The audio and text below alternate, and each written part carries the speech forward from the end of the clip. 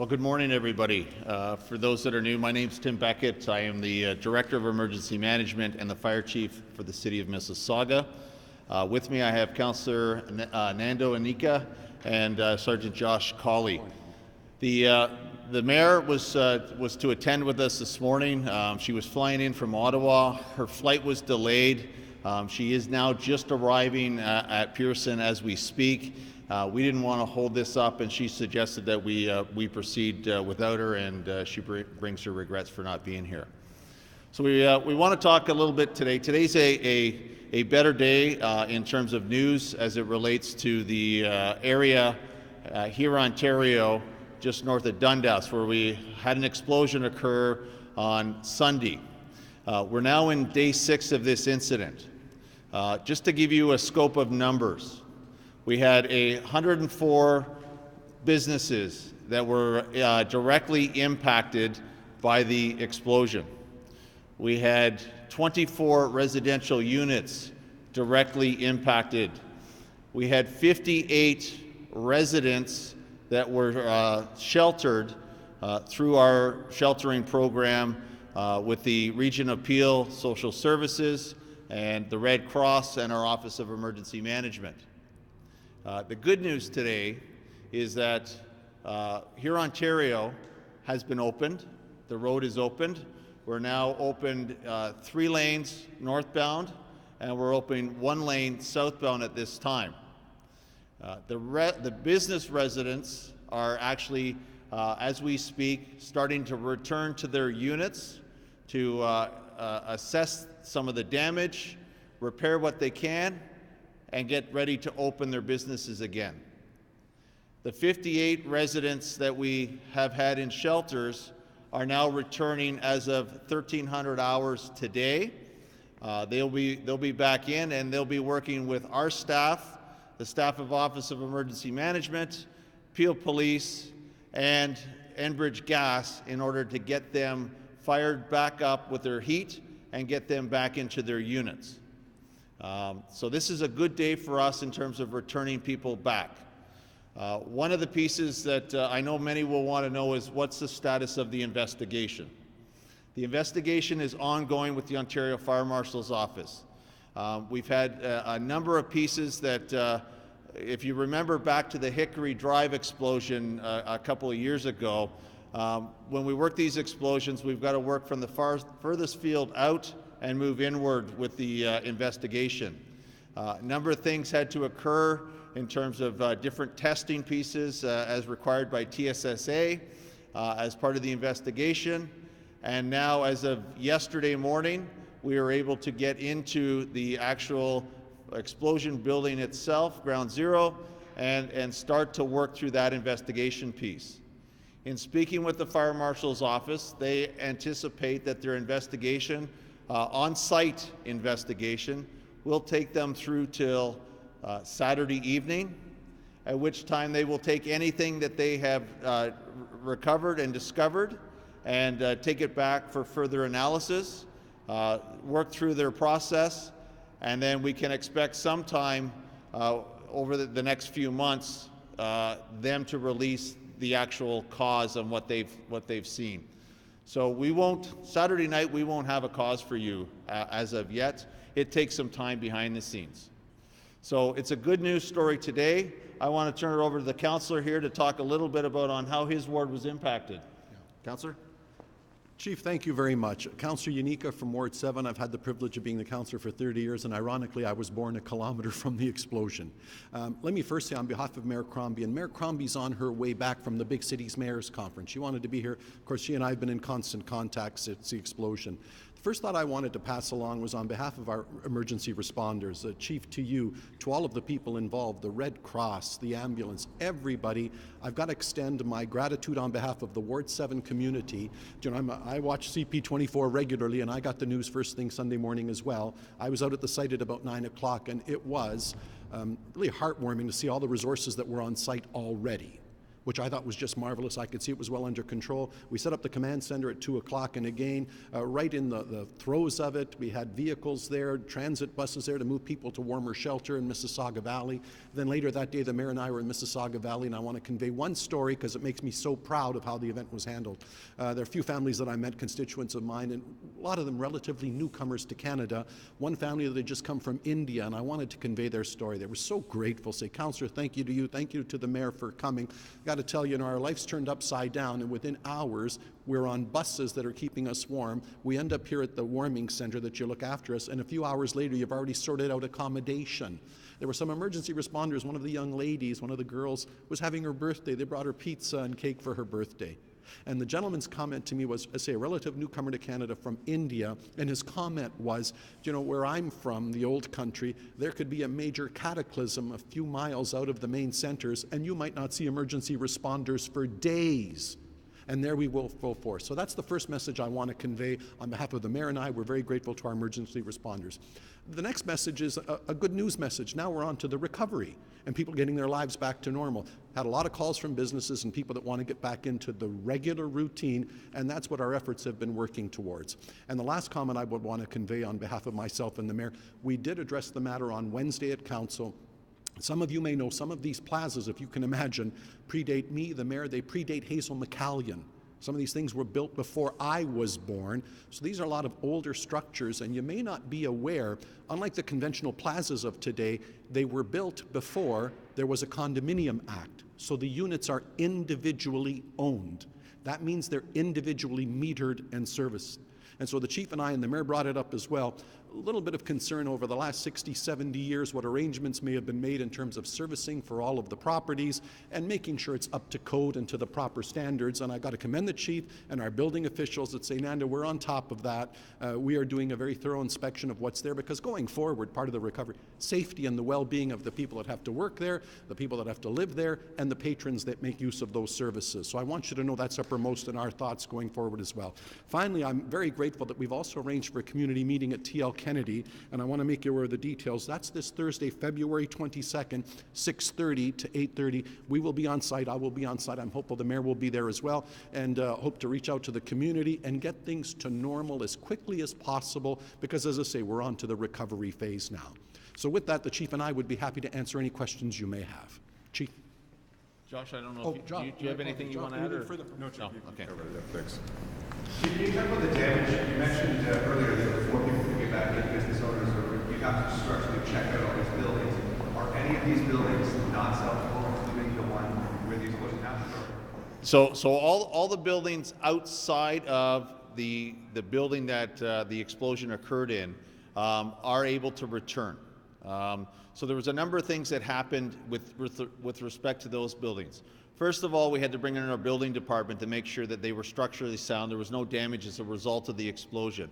The damage that you see on those with the boarding up was all superficial stuff, windows, maybe some doors and that, but things that can be repaired.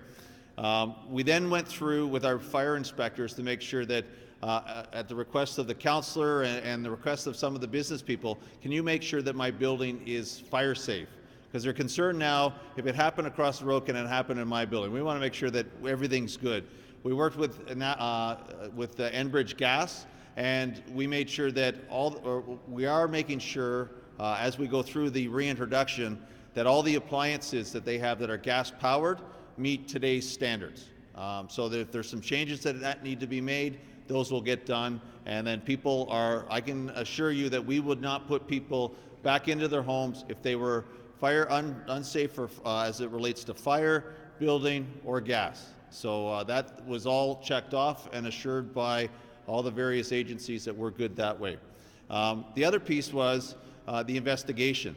So the investigation had a wide swath, and we had to slowly start to bring that investigation scene back as tight as we can, as well as some of the work with Enbridge on the street. Hence why we've been closed, the street's been closed for 6 days. Today was a good day in reopening that. That's the start of our recovery process and bringing normalcy back to there. The explosion building itself, we're working with our building division. They are preparing orders today that will look at prohibit occupancy, and then they'll be required to bring engineers in, reassess the damage there, and we'll make sure that that area is secure from a fencing aspect so that people can't get in there, and then it'll be turned back. When the fire marshal's office is done, it gets turned back over to the owners, and then the owners will have to work with the building department itself to comply with those orders before anything can happen in terms of reopening. Chief, in your opinion, is there anything suspicious about this explosion? So as part of the investigation, the fire marshal's office will do a systematic approach to this, as they do with every investigation. They'll work back from the furthest point into the area of origin. They'll gather as much evidence as they can. They'll take it away and they'll assess it. And until that time, we will not speculate or attempt to speculate on any type of cause until the fire marshal conducts their full investigation. Chief, are you able to put any sort of, I understand everything's still ongoing, but any sort of dollar amount maybe on the potential damage that's happened here, and also the cost to the city on top of that? So the damage and the costs are things that are continuing to be tracked and worked on right now. I don't have a number for you. You know, it continues to rise every day as we bring more and more resources on scene. And I can tell you that the costs just aren't to the city. I mean, there's outside costs as it associates with other agencies and the local businesses themselves in terms of lost revenue. So there is a huge economic impact on this explosion to that community, but I don't have the numbers as to what that looks like. But you do bring up a good point in terms of all the agencies that were involved. We have over a dozen different divisions within the city itself that have been involved in this. So resources have been coming from T&W, our Office of Emergency Management, our Building Division, our Corporate Communications Division, just to name a few. Our Recreation Division that opened up the center. We've had a number of outside agencies, over half a dozen outside agencies, including our partners at Peel Police that are here with us today, Peel Paramedics, the Region of Peel Red Cross, to name a few. So we're very grateful. This is a team effort. I get to stand here today and you know, thank you, Councillor, for the praises, but the praises aren't to me. The praises are to the entire team that made this start to work through the recovery phase and getting people back. It's the hard work that the men and women have put together to make this happen. So, any other? As far as you're aware, insurance-wise, everybody in the blast zone that suffered damage, are they covered? And if not, do they have insurance? And if not, is the city able to do anything to help?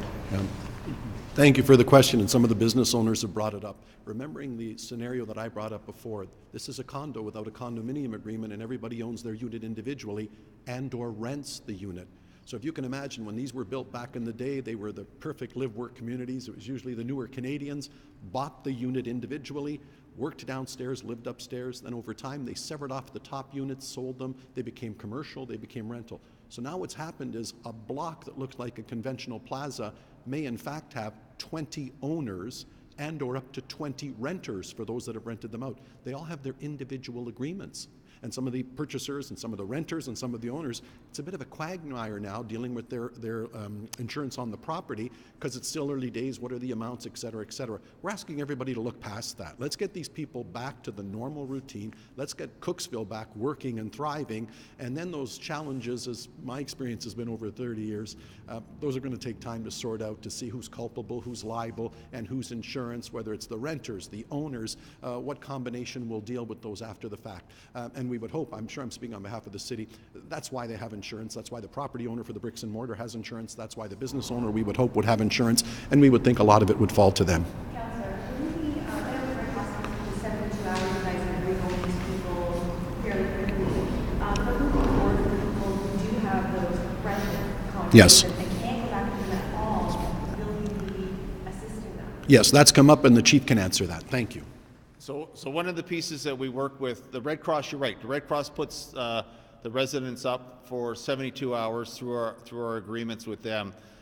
Peel Human Services has picked up the additional days that they've been out, and they continue to be available. So everybody's going back to their unit. They'll have to work with their landlords to determine you know, what they can and can't do. Just because they've got a board across the window doesn't necessarily mean they can't move in, right? So the ones that were completely destroyed on the other side are currently working with Peel Human Services to look for accommodations and how they work through that process. So Peel Human Services are available after the fact here to continue to work with residents. We'll make sure that there's no residents out there that are left alone and don't have resources to be able to use. Nobody will be left behind. Not the ones that we know about. So how many people lived in the actual building where the explosion happened? Because they would be the people who can't return. Do you have a number of people who actually lived in that? So what I have right now is that I have a total of 5 that we're aware of. Okay, through any records we've been able to gather, we have 5, and all 5 were there on the Sunday. 3 were transported to hospital. Since cleared, I've talked to all 3 of those people. They are doing well. And then another 2 that were at the far end of the building outside the explosion. So those 5 are the other 5. That's yeah. They will not be returning from a residential point of view, and of course all the businesses will not be returning there. Sergeant, you had something to add? Just a reminder, although we are support for all the services, our investigators are still working with the OFM. So again, if there are any witnesses, we're into day 6 of the investigation, but we're asking if you saw anything, or as the days have passed, if you've heard anything, please call the police, provide us with whatever information you have, and we'll continue to work with this, or work with our partners. Anything else? Well, thank you very much. Thank you very much for attending today. We appreciate it. The only last thing I'd like to just remind people is that, remember, the residents are coming back after being away for 6 days. Their focus really is going to want to be getting in. I would ask you just to respect your privacy, respect their privacy, and you know, I can't stop you from being there, but I would just ask that you respect the privacy in terms of hunting them down for to be on the camera. So I appreciate that. Chief, just one more question. Just in your tenure as chief and your career in fire department, have you ever dealt with anything of this magnitude? I mean, this is something that's obviously different in the city of Mississauga. Sunday's event was a much smaller event than the event we had on Hickory Drive back in 2016. So where we essentially cordoned off an area that impacted over 700 people at the time of the explosion, and it took a year before we had people back into their homes. So this is a minor nature. We had a lot of good lessons learned from that, and we're able to apply to this situation, but it's much smaller in nature in terms of what we're dealing with. And one other message, if I could convey, allow me to be a little parochial and proud of my community. First of all, thanks to all the media that have covered the event so well. We're very grateful to you for getting the message out. But dare I say, on behalf of the mayor and I, you didn't catch us at our best. You've come out to the West End, for those of you from our suburban area to the east, and you haven't caught us at our best. You happen to be at the confluence of the area where that school next door we hope to rebuild with a brand new school and community center. Immediately to the north, the new GO train station's being built, $140 million. And right out in front, we're building our new LRT, and that'll be done in 4 years. Hope to see you all back in about 5 years and talking to the transformation when we can put our best foot forward and see the rejuvenation of this community. And in the interim, you'll see how everybody's life's gotten back in order, because we're very proud of the future coming to this area, and we'll get over this. Cooksville's a tight-knit community, a way station for a lot of the newer immigrants. They all have extended families and friends. And as I said, this is Cooksville. We'll get over this. Thank you very much. Thank you, everybody. Thank you, Cal.